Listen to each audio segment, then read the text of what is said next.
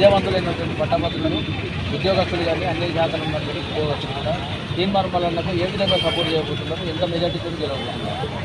Sir, ఇది గౌరవనీయులైన రేవంత్ రెడ్డి గారికి నిజంగా మా హృదయపూర్వక ధన్యవాదాలు సార్. సార్ రేవంత్ రెడ్డి గారి ఆధ్వర్యంలో మరియు కొండా దంపతుల ఆధ్వర్యంలో తీన్మార్ మల్లన్న గారు నిజంగా ఈ ఎమ్మెల్సీ ఎన్నికల్లో పట్టభద్రుల ఎమ్మెల్సీ ఎన్నికల్లో పోటీ చేయడం నిజంగా మాకు సంతోషకరం సార్. ఎందుకంటే ఇది పట్టభద్రులు అంటే వాళ్ళకి మనం చెప్పాల్సిన అవసరం లేదు. గత ప్రభుత్వంకు ఈ ప్రభుత్వంకు ఎంత వ్యత్యాసం ఉన్నదో మనం గెలవగానే మనం 6 గ్యారంటీలు ఏవైతే ఉన్నాయో అందులో ఆల్రెడీ కొన్ని అమలు చేశాము, జరిగినాయి, అవి అమలు జరిగినాయి.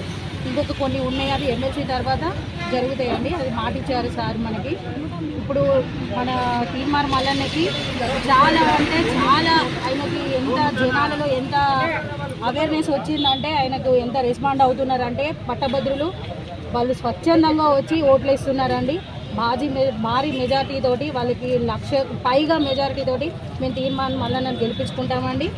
ఇంకొకటి మా కొండా దంపతుల ఆధ్వర్యంలో ఇక్కడున్న మా డివిజన్ మహిళా అధ్యక్షురాలను కానీ అధ్యక్షులు కానీ ఈ ఎండకు మేము ఎండను కూడా లెక్క చేయకుండా మేము అహర్నిశలు పనిచేస్తున్నాము మా పార్టీ కోసం, మా కాంగ్రెస్ పార్టీ కోసం.